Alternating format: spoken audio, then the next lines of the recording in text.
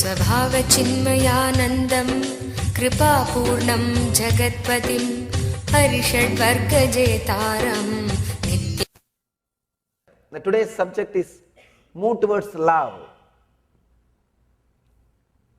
Let me read the sutra from the Shiva Sutras, then we will see the commentary. I will read the translation of the sutra. Put mind stuff, chitta, in such inexpressible fineness, above, below, and in your heart. It's a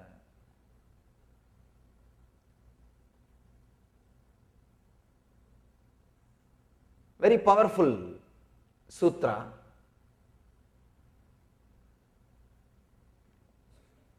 Shiva says the mind stuff means chitta. Understand, we have many words to describe mind. Chitta is the word which needs to be understood. Chitta means the collection of memories with which you have emotional attachment. Please understand. Chitta, mind stuff. That word meaning in Sanskrit we call chitta, collection or totality of all the memories with which you have emotional attachment. If you don't have emotional attachment, it will not be called as chitta. No. That becomes a different part of your mind. We have too many words to describe mind and parts of the mind. Here Shiva says, let you go beyond chitta, you will experience your heart and the pure consciousness. Very beautiful, very subtle science, very beautiful sutra. I think this is the essence of all spiritual traditions. All spiritual traditions, they start with love and end with love. They start with love, end with love. In the whole world, there are only two kinds of people. One who feels everything is auspicious, whatever is happening is auspicious. Other one, whatever is happening is bad. That's all. We have only two groups. One group which feels whatever is happening is bad, we need to correct. The other group, whatever is happening is good, let's flow with it. One thing, the group which feels whatever is happening is good is too small. That is why it is not able to run news channels. That is why it is not able to convince people whatever is happening is good. But the people who believe whatever is happening is bad, they are majority and they are able to take over the power of the legal enforcement system and the countries. So constantly they are convincing the society whatever is happening is bad, we need to do this, do that. The other day I was talking to a group of people, I was telling, whatever is happening is good, auspicious, Mangalatva. One guy asked, how can you say this? Just the other day, 33 were killed. How can you say whatever is happening is auspicious, Mangala? First thing he asked me, how can you say whatever is happening is good when 33 people are killed, murdered? Of course, logically, you don't have answer. Logically, You can't understand. This guy is telling whatever is happening is good. And if you see around the world, so much of terrorism, so much of killing, so much of things are happening. How can somebody think or feel whatever is happening is good? Auspicious. Very difficult to believe. Very difficult to connect with. Very difficult to understand. But all the great traditions, all the great masters, all the enlightened beings are not only saying, they are radiating that confidence and that energy in their body language. If you see or live around an enlightened being, you will feel that such a ecstasy and energy is being radiated by him, so much of confidence is radiated by him, you will come out with a clear idea whatever is happening on the planet Earth is good. How can this be? How can it happen? How can we say whatever is good, whatever is happening is good, when so much is happening in front of our eyes? I tell them, understand, good or bad cannot be defined, decided with your logic. Good or bad cannot be described, cannot be decided just based on what you think about them. Whatever your logic has learned as good or bad is limited only to the life of you and the people directly around you. But life is not just limited to you and the people who are around you. If you look little deep, life is beyond your logical comprehension, your logical understanding. In Sanskrit, we have a word Shivam. That word means auspiciousness. But the activity of Shiva is destruction. In the Vedic tradition, you will be surprised. The word Shiva, if you see the dictionary says that word means auspiciousness, causeless, auspicious energy. That's the exact translation of the word Shiva. And his activity is destroying. In Sanskrit, we have a beautiful word for the destroying, not even destroying, creating space for new things happening. Understand? You can see the destruction as destruction or creating a space for new things to happen. If you see the destruction from the other dimension, it's like a creating space for new things to happen. Just think, nobody dies, nothing is destroyed. What will happen? You think the creation can happen? You think the rejuvenation can happen? You think new people coming, new energies coming will happen? No. Understand, the planet Earth is still alive because of two things. One, death is happening. Death is happening.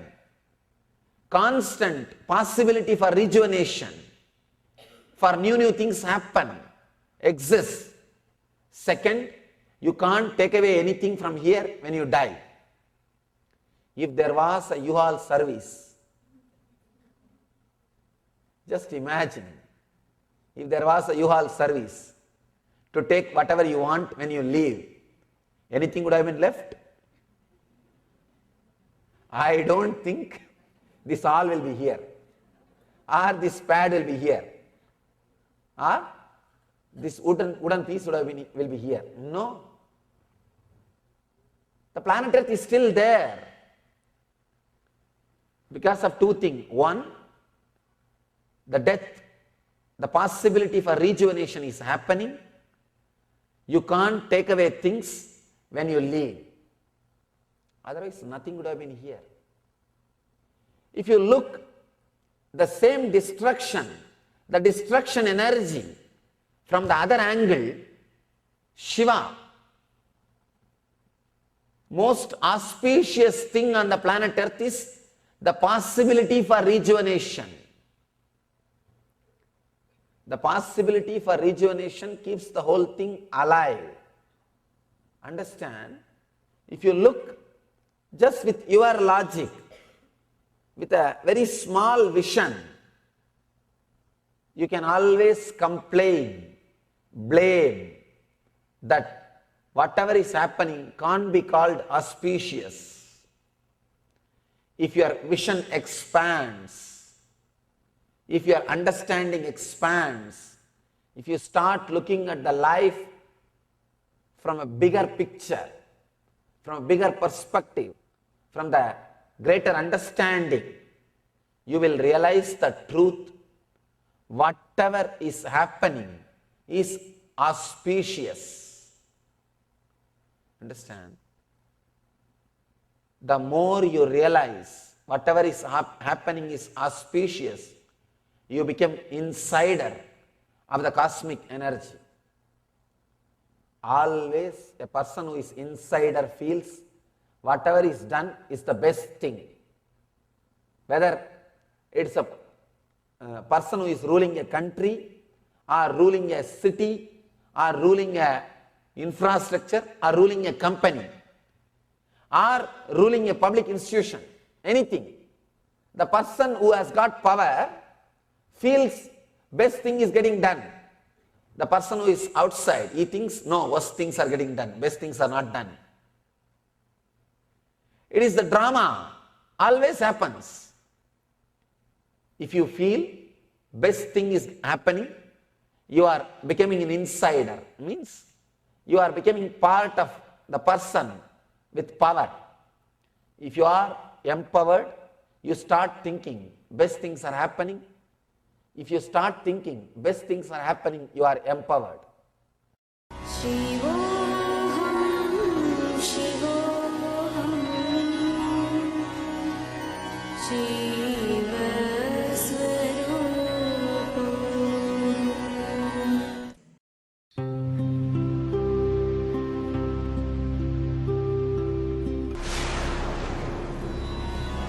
Shivoham, Shivoham,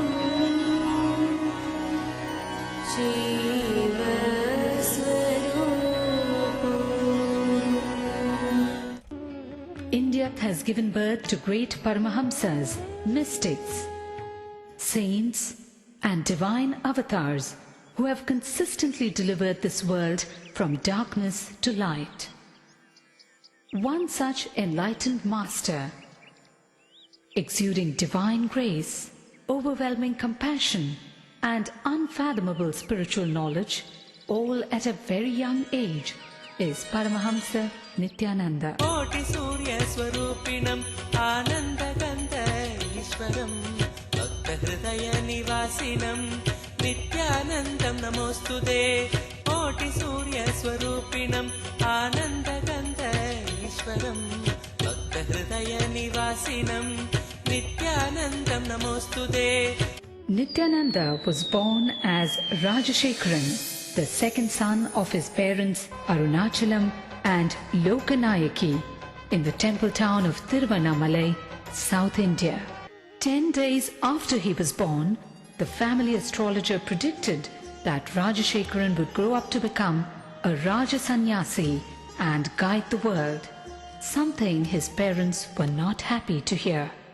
At the age of 10, Rajashekharan was initiated by Raghupati Yogi.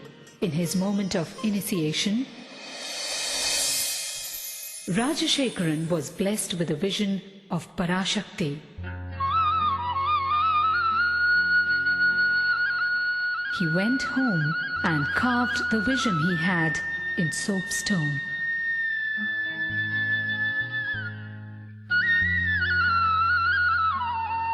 One day, Rajashekharan was found etching a complex shape on a copper foil.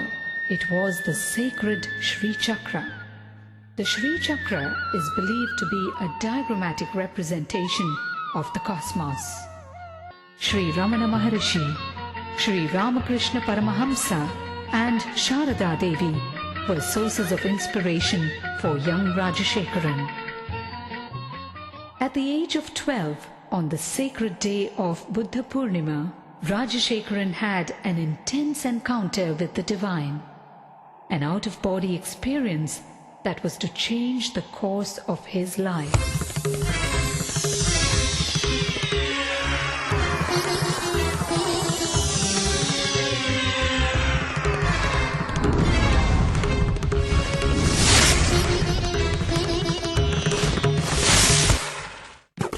By his 17th year, Rajashekharan's spiritual quest became too fierce to be ignored. He left home on a journey of arduous self-discovery with no assurance whatsoever, but only a glimpse of the divine he received at the age of 12.